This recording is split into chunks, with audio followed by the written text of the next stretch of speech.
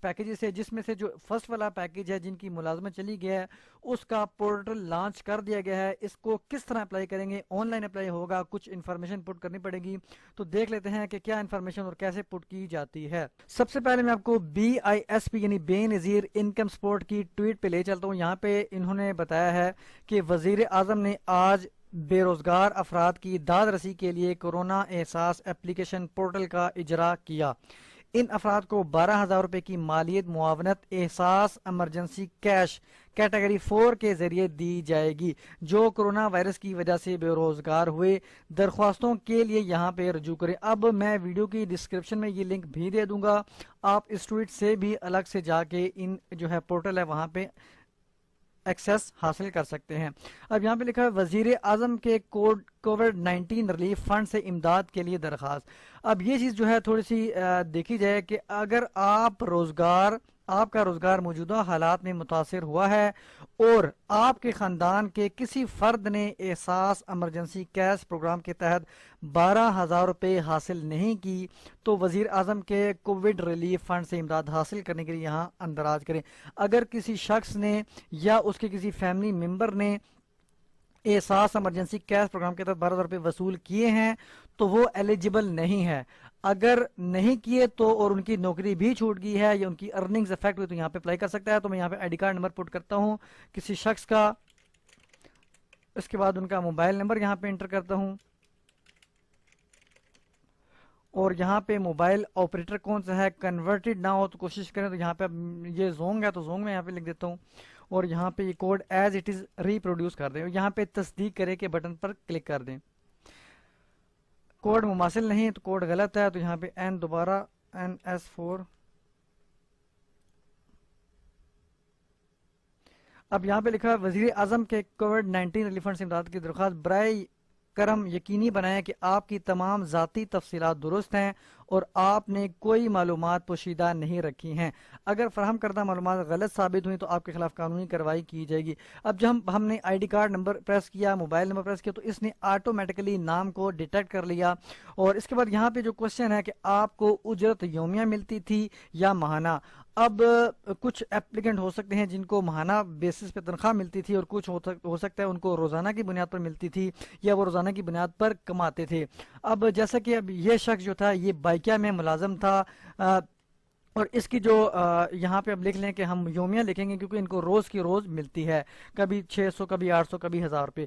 اب پیشہ یہاں پہ منتخب کریں. پیشہ کیا تھا؟ اب چونکہ یہاں پہ یہ استاد نہیں تھا، الیکٹرانشین نہیں تھا اور بیکاری، بیوٹیشن، خاکروب، درزی، دکاندار، دھوبی، سپاہی، فوڈ ڈیلیوری پارسل والا. اب فوڈ ڈیلیوری والا یہ نہیں تھا چونکہ یہ بائکیا کی سروس تھی تو اس میں جو ہے لوڈر، لوہارا، ماہی گیر، مزدور، مستری، مکینک، ویلڈر، ٹرانسپورٹ. تو یہاں پہ ان میں سے کوئی بھی کیٹیگری میں یہ فال نہیں کرتا تو یہاں پہ آپ دیگر پر کلک کر دیں. دیگر کا یہاں پہ اگر آپشن آ جائے تو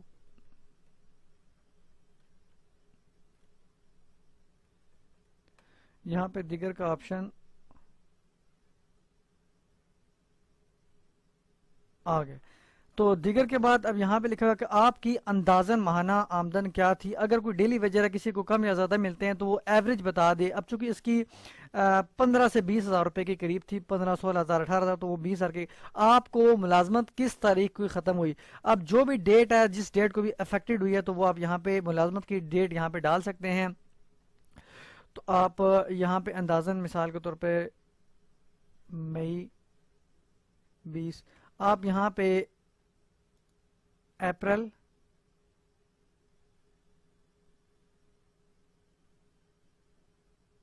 مارچ اور 20 مارچ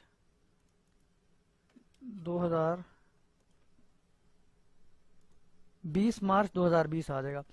کیا آپ کسی کے لیے کام کرتے ہیں یا آپ خود برسر روزگار ہیں؟ تو یہاں پہ اگر تو کسی کے لیے کام کرتے تو ٹھیک ہے. اپنا سیلف امپلائڈ تھے، آپ کا اپنا کاروبار چھوٹ گیا تو یا چھوٹا موٹا کاروبار تھا تو آپ یہاں پہ اپنا روزگار لکھیں، نہیں تو دیگر لکھیں. آپ کے مالک ٹھیکیدار کمپنی کا کیا نام تھا؟ تو یہاں پہ جو بھی نام ہے یہاں پہ لکھ دیں. سوری، کیا موبائل نمبر کیا تھا؟ یہاں پہ نام لکھ دیں کمپنی کا. یہاں پہ بائکیا تھی تو بائکیا لکھ دیں، کریم تھی تو کریم لکھ دیں. اور جو بھی آپ کا امپلائر تھا اس کا یہاں پہ نام لکھ دیں. آپ کے ان کا جو کمپنی کا نمبر کیا ہے تو یہاں پہ ان کا نمبر لکھ دیتے ہیں 0307 1234567. اب یہاں پہ موبائل آپریٹر منتخب کریں تو یہ جائز کا معلوم ہوتا ہے موبلنک. آپ کا ضلع اور تحصیل جہاں پہ بھی آپ اس ٹائم ورک کر رہے تھے تو وہ آپ اپنا لکھ سکتے ہیں. اسلام آباد، اوکاڑا، اٹک.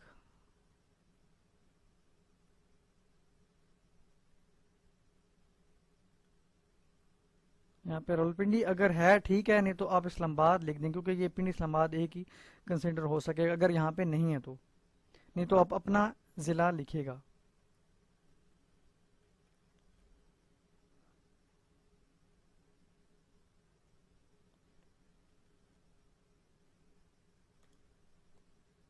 میں نے اسلام آباد کر دیا. اب یہاں پہ تحصیل لکھ دیں اسلام آباد. اگر کیونکہ ایک ضلع میں کئی تحصیلیں ہو سکتی ہیں تو آپ نے اپنی تحصیل لکھنی ہے. اب یہاں پہ آپ نے پہلے پڑھ لیں اس کو. میں تصدیق کرتا ہوں کہ میرا تعلق ایک غریب خاندان سے ہے اور میری ملازمت مزدوری کورونا وبا کے باعث متاثر ہوئی ہے. میرے خاندان کے کسی فرد نے احساس ایمرجنسی کیش کے تحت 12,000 روپے کی امداد موصول نہیں کی. اور یہاں پہ ٹک مارک کر دینا اور یہاں پہ جمع کروائیں پر کلک کر دینا. سمپل یہ پروسیس ہے اور تقریباً یہ ایز اٹ از احساس کیش پروگرام کے تحت والا ہی ہے تقریباً جو آن لائن رجسٹریشن تھی. تھوڑا سا فرق ہے اس میں. تو میں یہاں پہ سبمٹ نہیں کروا رہا اس وجہ سے نہیں کروا رہا کیونکہ اس شخص کے یہ آلریڈی 12,000 روپے لے چکے ہیں تو یہ بندہ ایلیجیبل نہیں ہے. اس وجہ سے جو بھی شخص ایلیجیبل ہے جس کے فیملی ممبر نے یا اس نے خود 12,000 روپے کی امداد نہیں لی تھی گورنمنٹ کے احساس ایمرجنسی کیش پروگرام کے تحت تو وہ اپلائی کر سکتا ہے. اور اس طرح کی ڈیٹیل پرووائڈ کرنے کے بعد یہاں پہ سمپل جمع کرائیں پر جو ہے وہ سبمٹ جو ہے کلک کر دے گا اور سبمٹ کروا سکتا ہے. شکریہ.